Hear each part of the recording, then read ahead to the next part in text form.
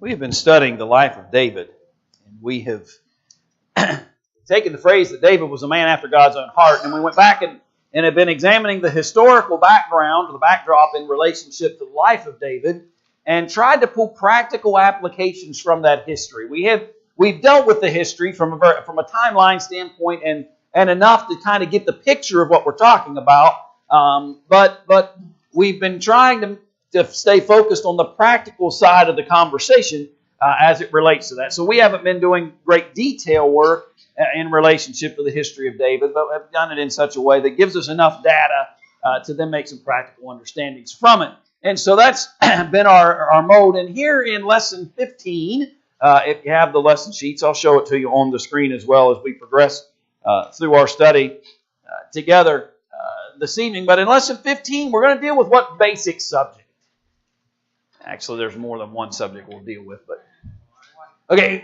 The initial idea is the whys, and Jeff Smith, Texas, one that wrote this material, basically uses an old axiom of behind every man is a good or a great woman, and so David, in an odd way, had more than one, right? And so it's kind of an odd thing. The focus is going to be on who? Out of 1 Samuel chapter 25. Abigail. And what's interesting is the wisdom we gain from Abigail actually happens prior to her being his wife. Her actions, while she was technically still the wife of Nabal before he dies, is really kind of the focus of attention in some ways as it relates to this particular account. Let me share something with you real quick, though, just to kind of refresh your memory and to kind of bring us to the moment here that we're dealing with David as it deals with Nabal and Abigail. And let me just show it to you this way. Remember, David's been what? He's been on the run, right? And so David has been on the run over and over and over again. And so from that, we can appreciate the various locations that you find David at. So start in Ramah with me for a moment, and he runs from there, and he heads down to Nob. And you can remember the moments that we've studied already from those contexts. He ends up over in Gath. Then, and I apologize, I didn't put my click with me. He then runs into the caves of Adullam, and they're kind of hiding out in that area for a while. Then he goes clear down to Moab. What's he doing down in Moab, by the way? Remember we talked about that a week or so ago. That's right. He took his family down there, right? And he asked the king of Moab, he says, I'm the issues surrounding me are not good, and I don't know what the outcomes are all going to be. And so he implores him if he would protect his parents for a period of time. And so he has them down to Moab, and then he comes back, and he ends up in the forest of Hereth for a moment, into the wilderness of Ziph, and then to the wilderness of En-Gedi, then to the wilderness of Maon, and then to this region of Carmel and Maon, where Nabal lives and has his business, if you will. And so the point I simply want to illustrate to us from all that is David is what? Yeah, and I think I heard it. He's tired. Okay? He's traveled from place to place to place to place to place, on the run. He is tired. And so he's kind of found this little niche of a place to be. And what has he done for Nabal during this period of time? Okay, he's basically protecting his people, right? He creates a security envelope around them, if you will. And he ultimately comes to Nabal and says, listen, we don't want a lot. If you could just what? Yeah, if you just give us basically some basic sustenance here. If you could just give us some food, help us out a little bit here. You know, we're no trouble to you. We've been protecting of you. And what's Nabal's reaction in a small summary? No, thank you. Best summary yet, right? No, not going to do it. All right? And there's all kinds of reasons for that. And our study tonight, again, isn't to hit all the historical backdrop of this, just to get us set as to the occurrences that happen. So Nabal says, not going to do that at all. And what's David's thought processes about that? We'll see about that, right? I'll deal with that. And it's the wisdom of Abigail, Nabal's wife, who comes to David and basically implores him, brings him, by the way, what he asked for, and is very humble in her approach towards him, and acknowledges that he's blessed of whom? Of God, right? You've got the blessing of the Lord with you, and so don't act hastily towards my Lord, my husband. Don't act hastily toward him. You've got great things coming, and there's no reason for you to be troubled by this. And she appeases him, and he calms, if you will, and he receives at her hand the things that she brought, and he leaves Nabal alone. But who doesn't leave Nabal alone? God doesn't. And so when she comes home and recounts what she has done, in essence, he has a heart attack or something, right? And there's this challenge of his, and he only lasts how long? the trick question, right? You weren't expecting. I think it was it 10? I think it was 10 days, but you check me on that. I'm going off my memory. But not a very long time. We can say that with assurance. From the time that she comes and has this conversation with him, and he passes, and then she becomes ultimately the wife of David. And so that's the fast version of that history that leads us up to our discussion this evening as it relates to David and his choosing ultimately to marry Abigail. And the point really that I hope that we can extract from this is that we're all made better when we surround ourselves with what? Good people. We are made stronger. We are made more faithful. We are better when we surround ourselves with good people. That may come in our narrative in this study from a solid wife who's able to educate and calm and settle us down at times and those kinds of things. It can come in various forms. This is the specific of our study tonight. But the basic principle is that we are strengthened and better when we've got good, solid people around us. And God seems to understand that as well. Now, that's particularly important as it relates to the subject of marriage. And certainly, there's plenty of narrative within Scripture that would help us appreciate the benefit that a wife can bring to her husband. Now, as we go through these questions and we begin to pull and extract the practical side of this discussion, we're going to run from various texts to be able to kind of re-illustrate, if you will, the points that we're making. In Proverbs 18:22, what did he say?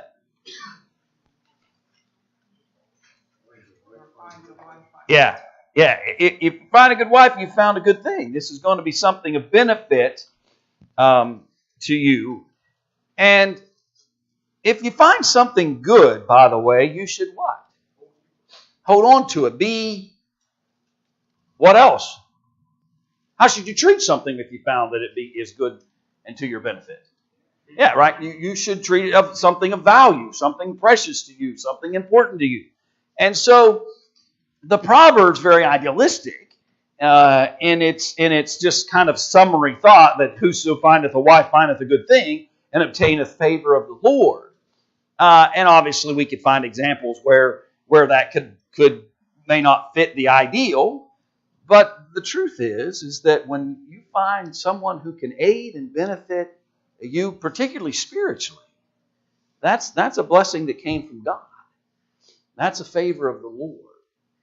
And David has been favored in many different ways. And one way he's been favored is his encounter with Abigail that ultimately will bring her into his life and be of benefit to him because of that. In the creation narrative, the wife or the woman is considered what to the man? The helpmeet, okay? She was created to be perfectly suited to be the helper to the man. If you remember, it's an interesting facet that when God looks down at His creation, He says it is good. And then later He kind of makes a qualifier. He said there was one thing that wasn't good. What was it? Yeah, it is not good, this aloneness. helpless would be the King James version of that thought. It is not good that man is alone. I will create a helpmeet for him. And he fashions the final aspect of creation as he takes the rib of man and creates woman for the specific benefit to the man, to be the perfect helpmeet for him. God's design is perfectly suitable, in other words, for man and wife to benefit and strengthen and encourage one another as they live life together.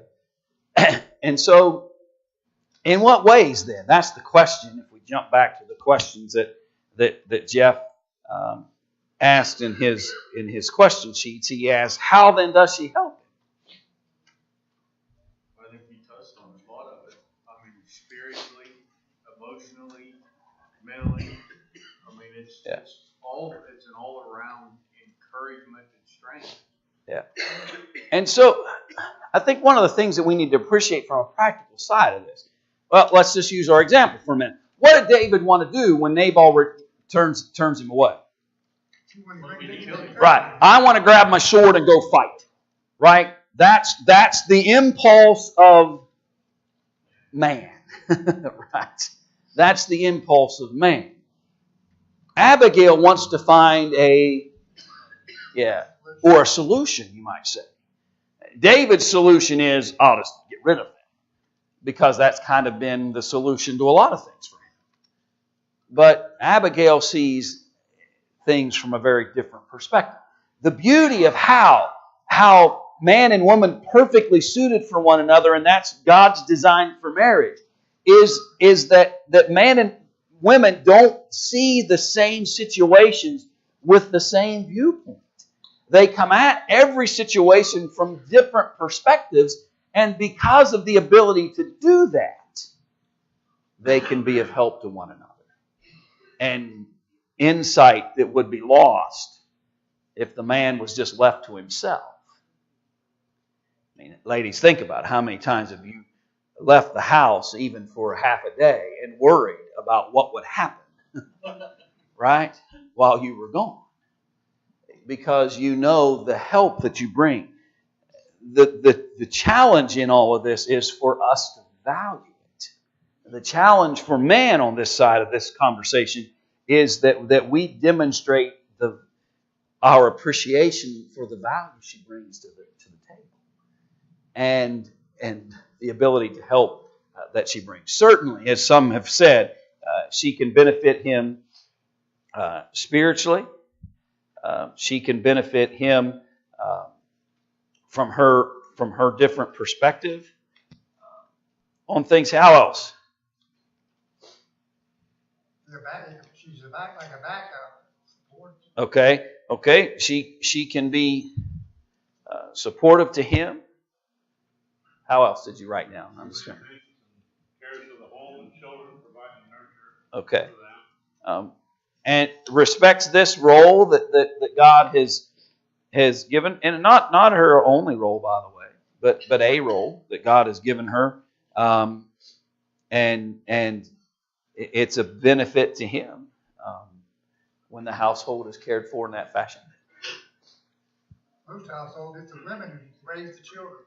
Right, and so she's going to be valuable in that as in relationship to this, as it relates to children that are in, if there be in that home, although culturally different in some senses to what David and his life unfolded. Anything else you might have wrote down? And so the idea then basically is that there's value in this relationship that God has designed, and if we'll honor it, we'll be strengthened by it. And then from a more generic standpoint, you don't have to get married to find these same qualities in other people that can be of benefit to you.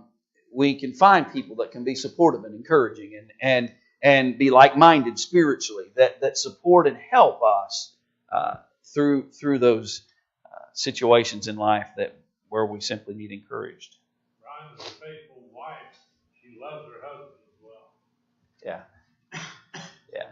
I was reading some things that John Skinner shared with me the other day, and he said, "Here, take this and write a sermon." I said, "Well, then you'll know where I got it from. How am I supposed to do that?" I said, and then I thought for a minute. I said, "Well, you're old enough, John. I'll wait for a couple months. You'll forget you gave it to me." But anyway. But one of the things that was on that list was that concept, and the benefit that we ought to respect one another in that fashion. There are some exceptions to the proverb, by the way. He just kind of generically, the proverb in Proverb 18:22 said, "Whoso findeth a wife findeth a good thing." That wasn't the case for everybody, right? Can you name some folks, number one, who didn't have a wife at all and seemed to be okay? Okay, isn't it amazing? I just asked the question, and literally every voice that spoke said the same name. We generally jump straight to the Apostle Paul because he comes to the forefront of our minds as somebody who is maybe one of the most recognizable, if not in some ways the only recognizable, quickly recognizable character within Scripture, who was unmarried and yet served the purposes of God very valiantly and very purposefully. And so from that, the idea is you don't have to be married to be godly.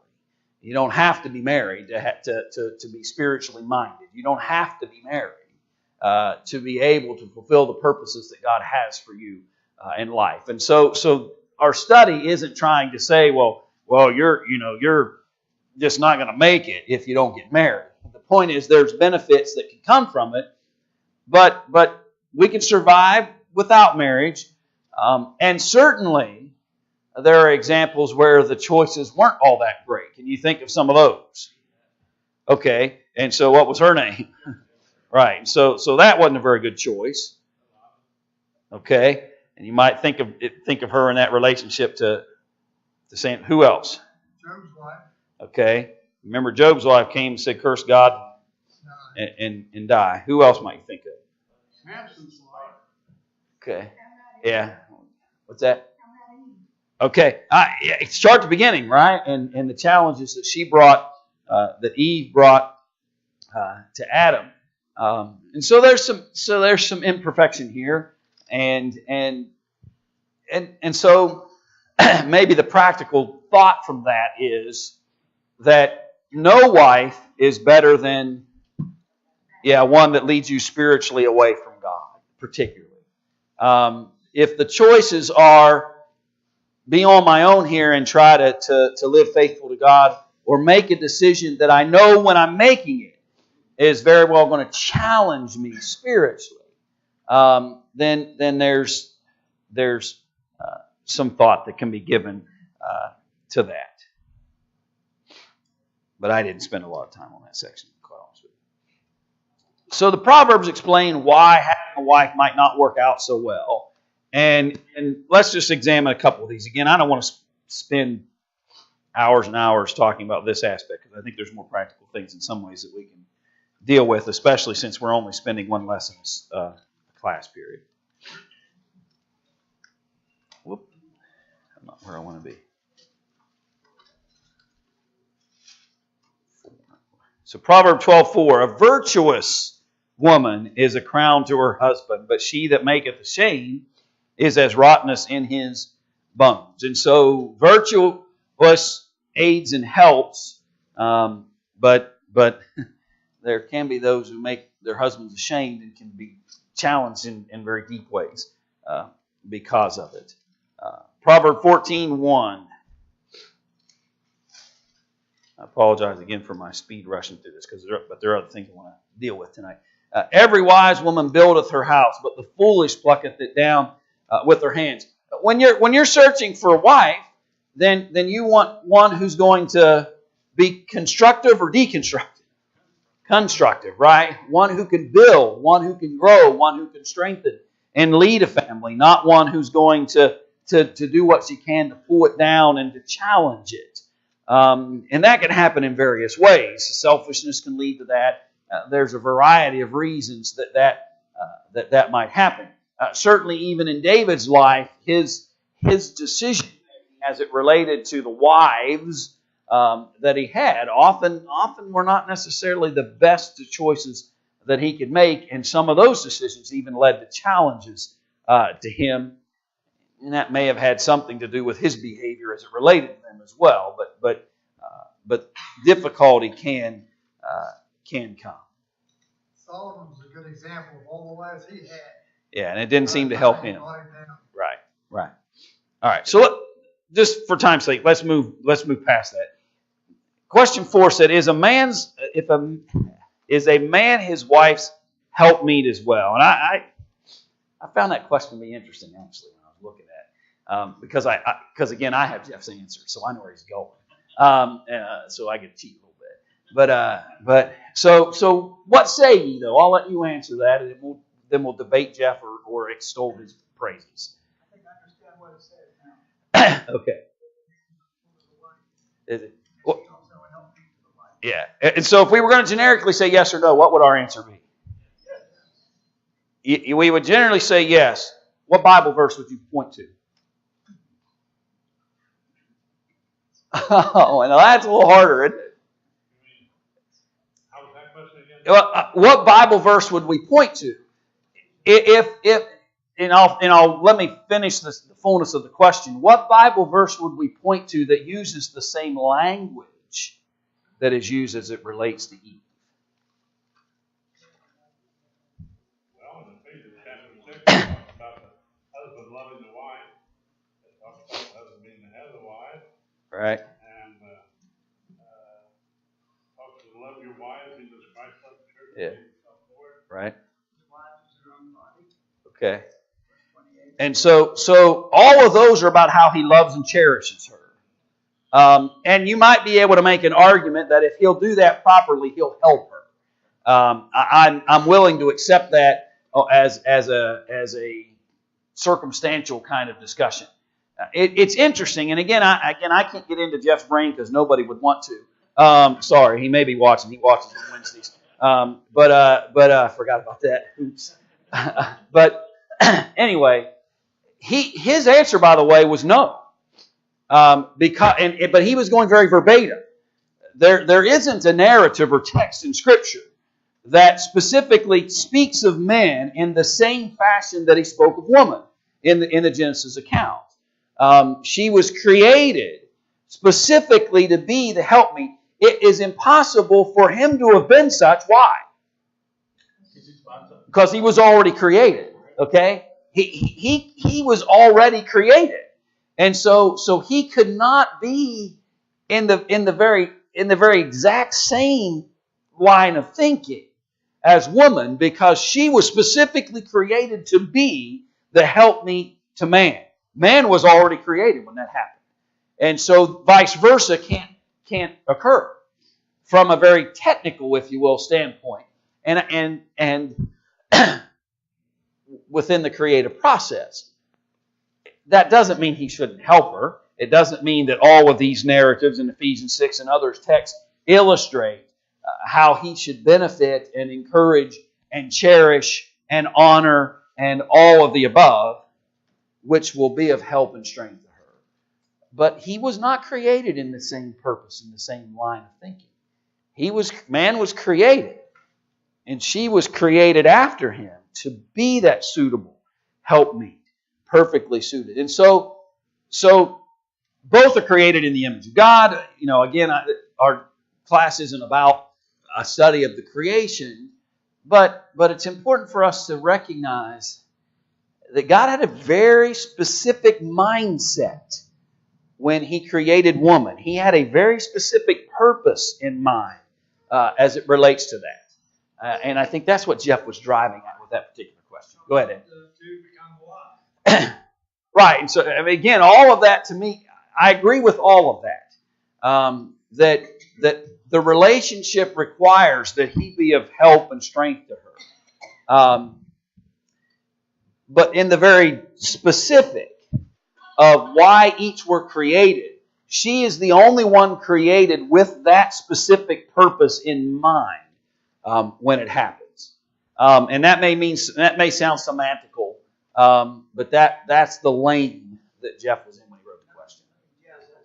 Yeah, you can think of you if you know him well enough, you know the kind of the analytical mindset that he had. The man is to love his wife as he does his own wife. So in that context, he is to cherish, he is to serve her, he is to treat her as he would treat himself. He would help her as he helps himself. So to me, in that context, he would be a helpmate. Yeah, in a principled context, he is.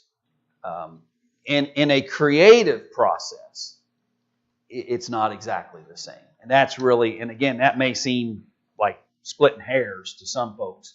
But I think there is at least a small element of importance for us to recognize. And let me share this why I think that's important. As the more I thought about it. We ought to love, cherish, honor, and be of greater help to her because the Lord saw fit when He looked at His creation and recognized an emptiness to it. He purposefully took a part of us and created her to be that perfectly suitable helpmeet to me. And because of that, she ought to be a greater treasure and even more value because God had a very specific creative mindset when He brought. I think it was Wilson Adams I heard one time say that she is the crown jewel of creation. She's that final step of all of God's creation. And that old adage that you save the best for last, right? And so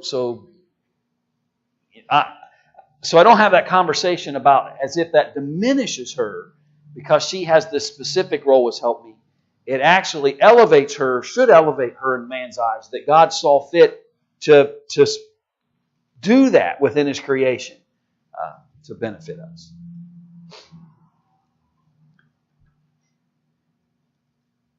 So, question 5 then asks, if a wife is a helpmeet, David had all the help any man could ask for. He had many wives, too many in fact. How did Abigail begin to help David? Now go back into that narrative. And so in what ways in that 1 Samuel chapter 25 narrative that we kind of summarized earlier in our class, in what ways then did she begin to help him? It was her wise counsel. Okay. Why? Let's start there. Wise counsel. And what's the beauty? Let me rephrase this question. When is counsel really at its wisest? When is wise counsel at its wisest? That sounds when you need it. All right. Number one, maybe we could talk about that. But also not just when it's needed, but when it's heated. There could be wise counsel all around me all day long. And if I'm turning a blind eye or a deaf ear to it, it's of no value. Wise counsel. If Abigail could be the wisest woman that David had ever met, but if he had just said, listen, go home and you might want to lock the doors, he didn't learn anything right from her. The wise counsel that she brings needs to be listened to.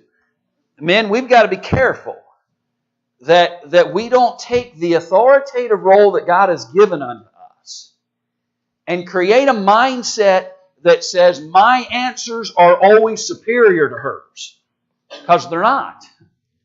And any man who has any ounce of wisdom to him will not just give her a minute to say something, but will actually pause and consider what she has to say and the value of that counsel that she brings. And she may just turn you away from an angry moment or a vengeful moment or a challenging moment, where if you had been left to your own devices and own mindset, David's reaction to Nabal would have been completely different. And so she brings wise counsel, and his willingness to listen brings those two things together. I think there's twofold her approach to David. One is to get Nabal, her husband, off the Yeah. frying pan, so Yeah. that cool David down a little bit towards him, Yeah. but also to serve him as king. Yeah. She recognizes. Respect Yeah. his authority. Yeah. And there's more to think about than just Nabal. There's the whole livelihood of the household that's at stake that she's trying to calm David as it relates to it. What else did you think of? Ways that she may have helped? Kept him from sinning. Okay. And I don't know that, I think you're right, Randy. I don't know that if David had just went and annihilated everybody, that would have been, in this moment, the godly thing for him to do. I think she kept him, in many senses, then, from doing that which would have been labeled ungodly. I'm afraid some men abuse this so-called the head of the house. Right. Where Yeah, they look at it more as a one-man rule than they do as a responsibility that God has given them. And it's two different kinds of things. But she probably saves him from an ungodly act.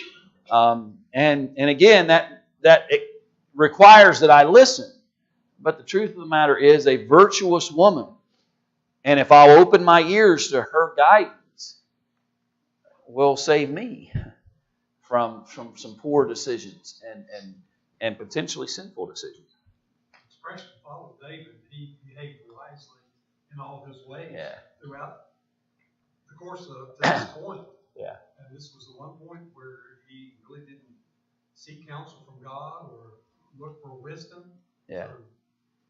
Yeah. This was the one time perhaps he would have chose violence when he wouldn't do anything to hurt Saul. Right. For obvious reasons. Yeah. At this point, he was on the verge of behaving. Yeah. And what's interesting about that, Alan, is that we think of David as a man after God's own heart from a very with a broad brush.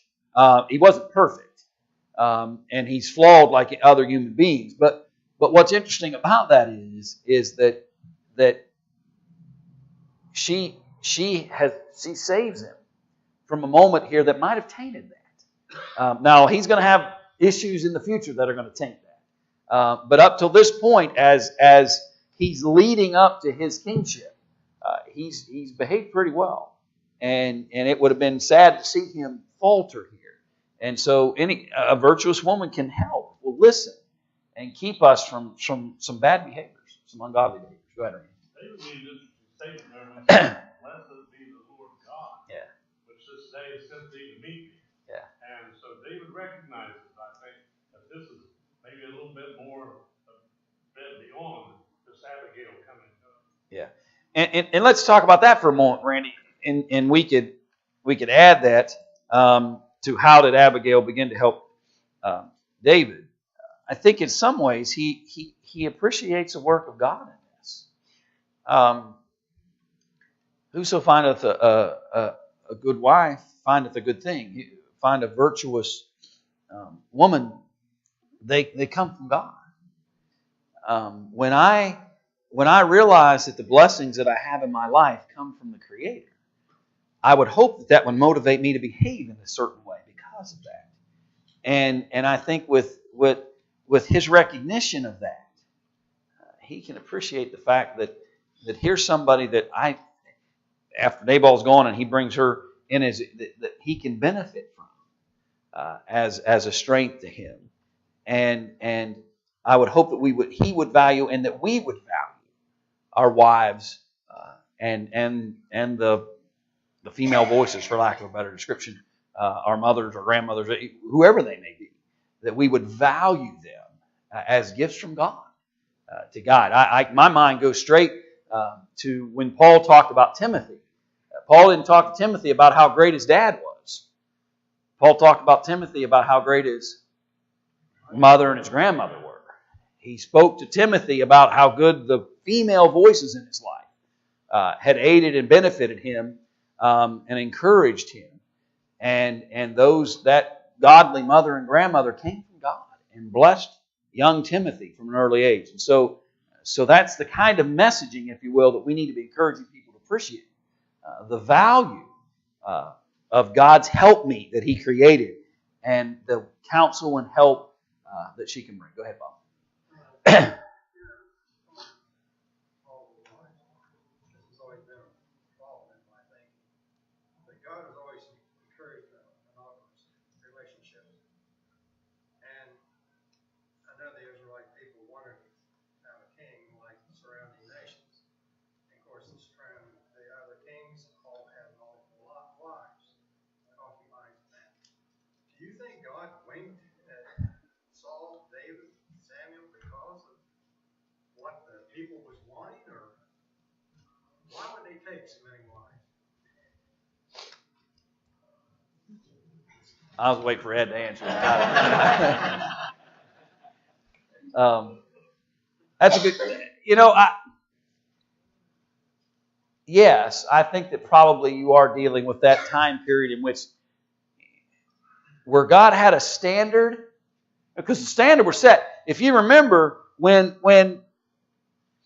issues of this type came before Jesus, and they brought to him that the challenge of marriage issues, Jesus, when He wanted to establish the standard for marriage, He pointed back to creation. He in Matthew 19, He points back to creation and says, from the beginning, it was supposed to be one man and one woman for life. And so He points back to the standard. Then you look at other narratives and see those comments where He talks about how God winked at a certain time period. And the implication of that is that God permitted it to happen, though He did not approve of it from a standard, if you will, from a law standpoint. But that is hard. It's hard to understand sometimes how it is that those things could occur, and yet these folks are still being used in the plan and purposes of God as they move forward. You think about this question we're talking about, how Abigail helped David. Yeah. And I get to thinking about, somebody said, this is the first time we see David kind of reacting or overreacting, And you think about where he was. He was tired. He was irritated. Yeah. He was, his men were tired. They were hungry. They had done all this work for what they thought was an individual, and to be rebuffed the way that he was. I mean, you kind of went through it quickly. He said no, but it was more just a no. Yeah. It was an insult. Insult after insult. Yeah. And so Abigail coming to him, not only she provided wise counsel, she kept him from sin, but I think she also saved his reputation here. Yeah. She brings a sense of reason, if you will, to him, and Amwin for that matter, but David in particular here is reacting in some ways unreasonably to this circumstance, but she can be a voice of reason to him. And again, if we can surround ourselves with folks like that can be a voice of reason when we tend to overreact to things, it can help. Let's add this question to the mix. Why would a man refuse his helpmeet's counsel?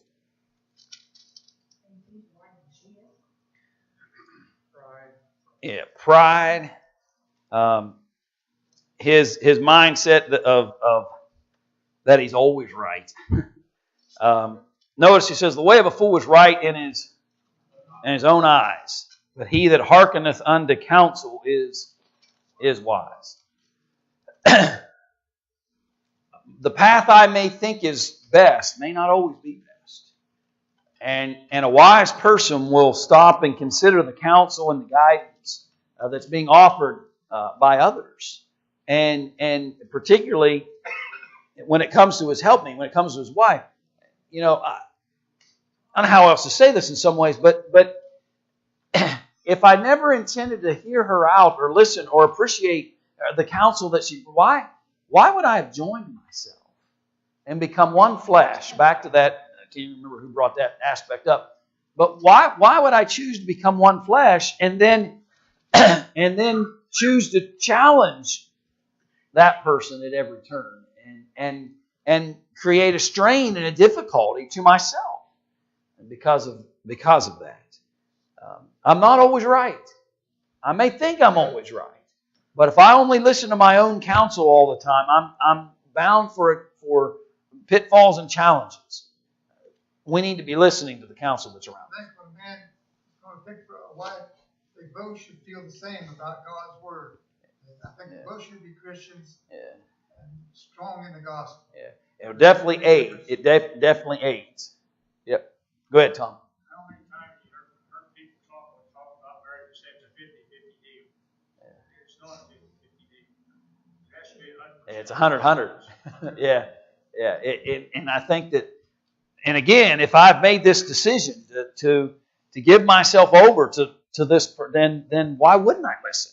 Why wouldn't I pay attention? Why wouldn't I heed her counsel and guidance and instruction? Especially in areas where I know I'm weak and I know I'm acting impulsive. What I appreciate about David in this scenario is I think he gets it. I think he recognizes that his choices and decisions are not being based on the right kinds of things. And so he pays attention to what she has to say. How many times did you and your wife say, I apologize, you were right, I was wrong? Well, that hasn't yet, but we'll get. No, you're right, Tom. You're absolutely right. And anyway, it happens a lot in my house. But now when she comes back upstairs, I won't admit that, so don't quote me. But notice back to Marlene's answer to this question. Pride goeth before destruction in Proverbs 16:18, and in a haughty spirit before a fall. I got it figured out. I got this figured out. I don't need any help. I've got all the answers. And I just go marching along, and the next thing I know, I'm down. Pride brings challenge and difficulty. And sometimes that's the hard part about pride, Tom, is that its tendency is to want to keep us even in bad decisions. Because to get out of a bad decision or to correct a bad decision requires me to admit that it was bad. It requires me to admit that there was something wrong with this choice that I made. And because of that, it can create difficulties. You can't take the attitude, I'm always right, you're wrong, I'm always right. Your partner's right, no, I'm always right. That's your pride. Right. And it's caused a lot of us to have hard falls that we could have avoided if we had just gotten rid of the pride and listened for a moment. So one who thinks his path is always good and right, one who has pride, will have challenges. And then final question that he asked. Women can learn much about their roles from observing Abraham's wife. He kind of shifts to a whole other piece of history. But Abraham's wife, Sarah, how does one become a daughter of Sarah? So in our last 5 minutes here, let's go over to 1 Peter chapter 3. And let's look at this in the time we have remaining.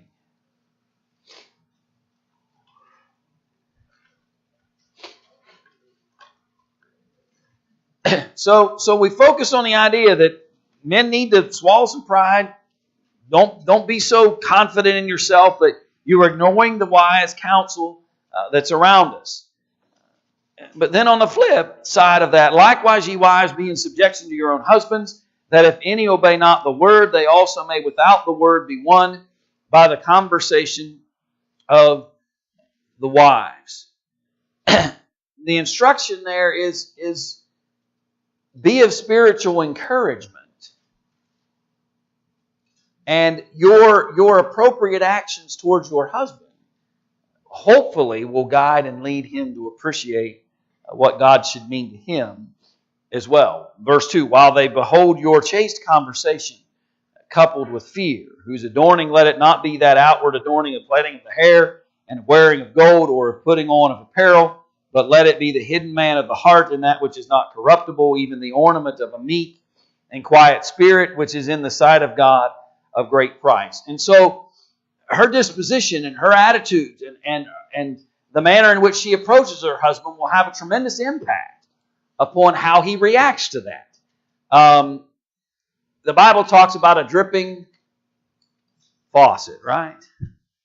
And we've all been there, right? And it's not like that comforting rain shower you hear. It's that annoying sound of that constant drip.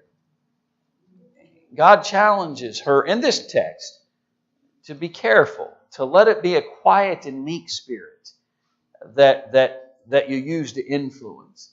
And there are no promises made, by the way, in this text, but this is the disposition that he gives hope to. And that if we'll honor this, it's better than just being that constant dripping sound of challenge over him and the difficulties that can bring within itself. Word conversation. Yeah. It's her overall conduct he's talking about. Yeah. And a recognition that the most important aspect of who she is it's within her. It's the heart that she has and the character that she builds. That in the sight of God is the greater of value. For after this manner in the old time, the holy women also, who trusted in God, adorned themselves, being in subjection unto their own husbands, even as Sarah, there's where she comes into the conversation, even as Sarah obeyed Abraham, calling him Lord, whose daughters ye are as long as ye do well, and are not afraid with any amazement. And so there's a character that he's developing here in relationship to her conduct, and there's an aspect in verse 6 of respect. I don't claim to speak on behalf of every man that's ever walked the earth, but just a piece of anecdotal evidence that I've experienced. A lot of men don't need a lot, except just a dose of respect once in a while. It's amazing to watch the male psyche switch the moment he believes he's been disrespected. Is that not exactly what David did? He was disrespected by Nabal, and it flipped a switch, and he became somebody that he didn't need to be. Fortunately, Abigail comes and calms that situation. But it's amazing to me how the male brain works. And it's amazing the difficulties that when a man feels disrespected, that can bring. That's what the verse 6 to me is about. When she obeys, submits herself to Abraham, she rises up and calls him Lord. What's the point of that? The point of that is she respects him, and that he recognizes that respect. And that can go miles. It can go miles.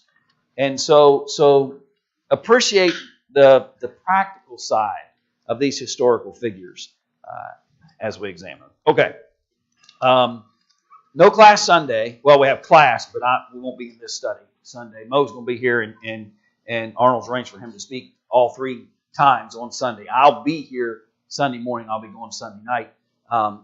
But anyway, Mo's going to be here, so he's going to cover whatever he chooses to during the Bible class time as well. So we won't have this study. We'll come back and have one more study of this series next Wednesday, a week from tonight. Then our gospel meeting starts on the 12th. And so we've kind of got some breakup here. I'm planning to go into a textual study. And we've been kind of in these subject-oriented studies for about almost a year, I think, now. And so we did Mark in the midst of that. So we've been kind of bouncing a little bit back and forth. I guess it's more like 6 months or so. But anyway, I want to come back in and we'll pick a textual study to begin then on the Sunday after the meeting, on the 19th. I have an idea where I'm going, but if you have requests or thoughts as to what textual book you'd like to study for a period of time, I'll be willing to entertain that.